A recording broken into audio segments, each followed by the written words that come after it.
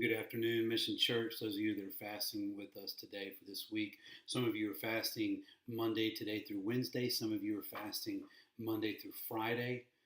I'm very excited. Some of y'all, this is your first fast. And so I just wanted to send this out as an encouragement today to tell you this is going to be a good thing. God has called us to suffer in deficit, to be without things, so that we may more readily identify with people around the globe and around our city who have very little right now. This is God's desire that we may know Him and make Him known. And fasting should be a part of every believer's life. I personally have been enjoying this habit for a little bit now, and the more I do it, the more I like it. So I wanted to give you a few heads up on what you should experience today and what to expect. If you started the fast last night, if dinner last night was your last meal after you watched the Eagles beat the Patriots, which was a fantastic game, really enjoyed it myself. If you're in that place where you haven't eaten since last night, probably had some coffee this morning, don't use any sweetener other than that which is 0 calorie. Um, some swerve, some stevia, stuff like that you can use. No honey, no sugar, nothing that has any calorie in it, no creamer, unless you're, no creamer at all. It has calories all in it. So we want to go 0 calorie. I do not recommend you drinking any caffeine past probably the 1 p.m., 2 p.m. mark, depending on how sensitive you are to it. If it's going to be the only chemical in your body today, it will affect you a little longer than you normally anticipate. So if you have a cup of coffee late afternoon, 3, 4, I would push it back to 1 p.m. and we're already at that 4 p.m. mark right now. So hopefully you didn't do that, but definitely tomorrow, and you'll see why tonight.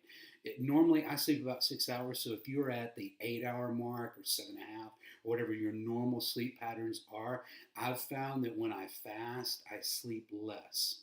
So I normally sleep about 6 hours a night. I'm pretty sure I will wake up in the morning probably about an hour before my alarm goes off. Normally a Tuesday morning, that's 5:30. So I'm up rather early. That's a time for me as a Christ follower to where I just pray. I thank the Lord for my wife, my girls. I am going to be pleading to the Lord, and I pray most of you will be too, about our building as a church. Lord, we want a building. Babies are being born. Life is happening. Our church is growing. Lord, we want a building. So I've just been praying for that all day today. I'll be praying for that in the morning. Please join me in that alongside of the prayers you're lifting up to the Lord through this fast. What you can also expect is by tomorrow, most of your glycogen or sugar stores, which your body uses for energy, should be burned off. So, last meal last night, Monday is our first day of fast.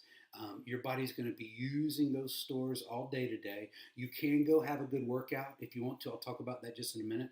But by tomorrow, you should be in a ketogenic state, which means that your body's going to have to switch from energy source from sugar and carbohydrates, click, now to ketones, which is fat as a source of your energy, and that's when it changes. It's an awesome thing that the Lord has given us in our bodies to do that. So work out today if you want to. I would not say it's 110% workout day. It's more like about a 60, 70. You want to get your BPMs up. You want to sweat a little bit. You want to lift some heavy weights. If you need some pointers on that, just y'all call me or text me or whatever, and I'll give you some of the workouts I do. You want to work out, you want to sweat, but you don't want to completely expend yourself today. You'll pay for that. Really, workouts this week, 2 or 3, 4 workouts, whatever you do, 60 to 70%, they will be very effective. But again, tomorrow, since you will more than likely, if not tomorrow, then by Wednesday, most of you will be in a state of ketosis. Your body will be burning fat anyway. You don't need as much exercise as you normally do because you have less stored right now, and the body's going to switch to fat, and it's going to be highly beneficial to you. So looking forward to tomorrow. I'll post a little bit more tomorrow on that mission. Here's what I'm going to do. I'm getting ready to head out to the gym. Here's what I encourage you guys to do.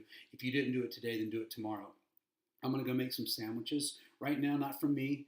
I'm going to put them in a cooler. I'm going to put some clothes, some shoes that I'm not using right now into my car. And if you remember, if you haven't received this, and hit me up and I'll send it to you.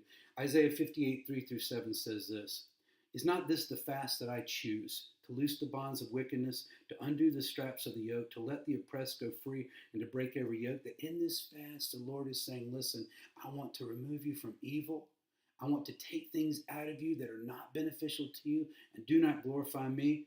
Is it not to share your bread with the hungry and bring the homeless poor into your house? When you see the naked, to cover him and not to hide yourself from your own flesh? This is our mandate in the fast that we're going to be a part of this week, you and I. We are called to clothe those that don't have clothing. We are called to feed those that don't have food, to give them water, to cover them in our deficit as we are hungry this week. Church, listen to me. Let's feed those that are hungry. In our deficit this week, let's give away things that can clothe people.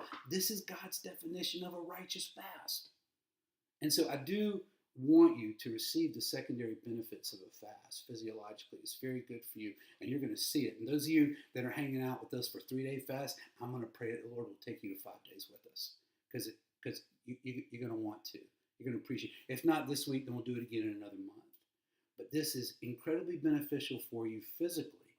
But primarily, and this is the main point of why we fast, we are giving to the Lord a small sacrifice of the daily things He gives us so freely. And we're saying we will push away from the table right now, Lord, for several days for the glory of your name. Allow us to identify in our hunger, in our suffering with people that are hungry and suffering all around us.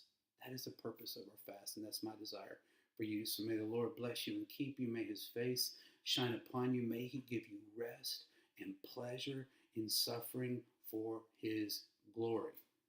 I'll make another one of these tomorrow. I love you.